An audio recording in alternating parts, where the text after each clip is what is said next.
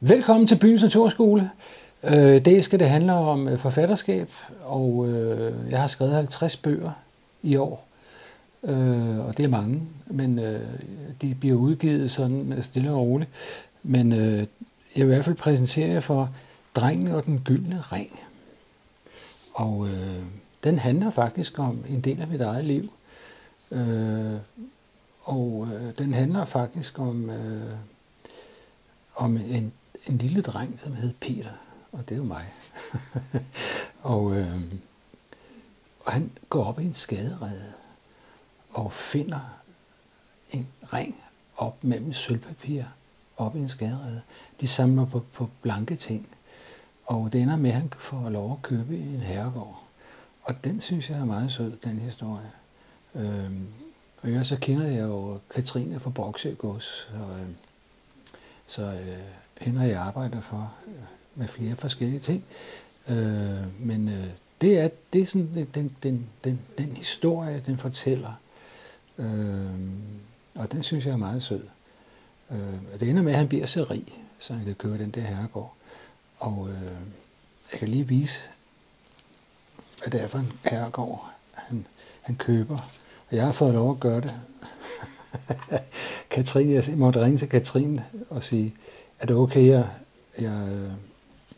altså her, der er vi jo ude i noget, hvor han bliver bedt om at gå på aktion med den her gyldne ring. Og der kan man sige, at alle folk byder ind på den, og han vinder så mange penge her, så han bliver meget, meget rig. Derfor kan han købe den der herregård. Og der er Broksø Gods her. Og Peter, han siger, lykkelige Peter. Og så slæver han kroner væk. Sådan noget. Men det med forfatterskab er jo noget med, at man skal have en pokkers masse fantasi. Og det er jo det, børn godt kan lide. Det rimer på fantasi. Så sådan er det. Ja, det er den ene bog i dag. Så skal Rose læse den her bog op. Jeg har fået den ære at få lov til at læse op en bog, Peter Kildenfeldt har skrevet, der hedder Drengen og den gyldne ring.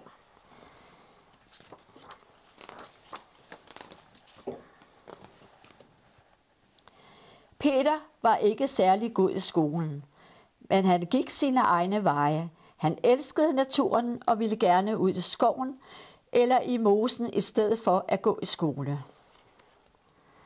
Han var egentlig en helt almindelig dreng, men tidligt i sin barndom syntes han, at de fugle, der fløj rundt i haver og parker, var meget spændende. Meget mere spændende, end det skolen kunne tilbyde. Han fik altid fuglebøger i gave, både til sin fødselsdag og juleaften. Og nu, hvor han er blevet en ældre mand, har han dem stadig i sit reol fra dengang.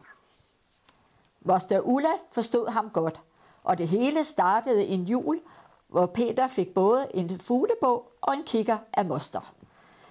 Hun var god til at købe gaver. Moster Ulla arbejdede på et bibliotek og vidste derfor alt om bøger. For første gang lærte Peter for alvor at læse, for nu kunne han pludselig se formålet med at kombinere læsningen med indlæringen. For her var noget, der interesserede ham.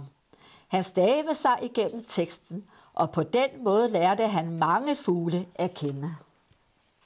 Pip. Efter juleaften sad Peter og kiggede ud i mørket og ventede spændt på næste dag. Han glædede sig.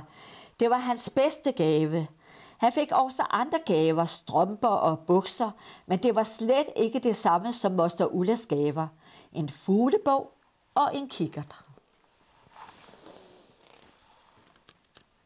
En af de fugle, han tænkte mest på den nat, var skaden. For skaden var meget interesseret i blanke ting, havde han læst, og det gjorde ham nysgerrig på at lære denne fugl at kende. Peter gik ikke altid i skole. Han ville hellere ud for at se på fuglene, så han kunne blive klogere på dem.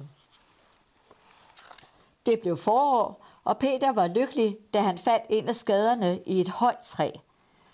Han gemte sig bag en busk med sin kigger. Her sad han hele dagen og så skaden flyve frem og tilbage mellem reden og de steder, hvor den kunne finde insekter, snegle, bær og andet til de unger, der måtte være i reden. Også en enkelt gren, hvis der manglede. Sådan gik tiden. Sommeren forsvandt, og det blev efterår. Ungerne var for længst fløjet fra reden.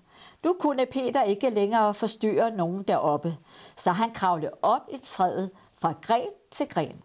Der var ikke meget plads mellem stammerne på træet, og da det samtidig var et mirabelletræ, der havde mange spidse torne, fik han mange sår på armene.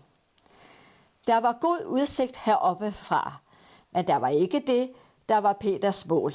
Han ville op til den forladte rede, for at se på reden, hvor stor den var, og hvordan den var bygget og fastgjort til træet.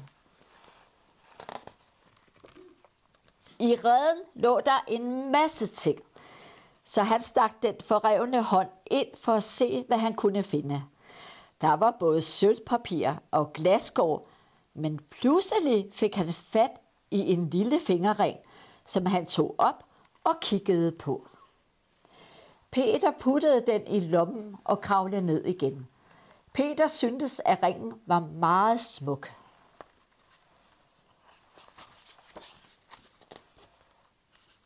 Hjemme igen lagde han den i en kommodeskuffe sammen med de mange andre ting, han havde fundet i skoven, hvor der var både knogler af forskellige små dyr, ligesom en klump ulegylp, som han havde fundet for nogen tid siden. Så gik der mange år. Kommoden havde han stadig, og som tiden var gået, var de andre skuffer også blevet fyldt op af fund fra naturen. En dag sad han og kiggede på de mange ting, som han havde samlet i drengeårene, men også som voksen, mens tankerne gik på, om han fortsat skulle gemme disse ting, eller om de skulle smides ud. Men de var stadig interessante for ham, så nej, de ville han alligevel ikke. Nej, det var gode minder for skoven. Pludselig faldt hans øjne på den lille ring, som han fandt dengang som barn i skadereden. Han tog den igen i lommen, ligesom han gjorde dengang deroppe i det høje mirabelletræ. Og faktisk gik han rundt med den i sin lomme i lang tid. Jævnligt tænkte han på, hvad han skulle gøre med ringen. Hvem skulle have den? Og resten må I selv læse.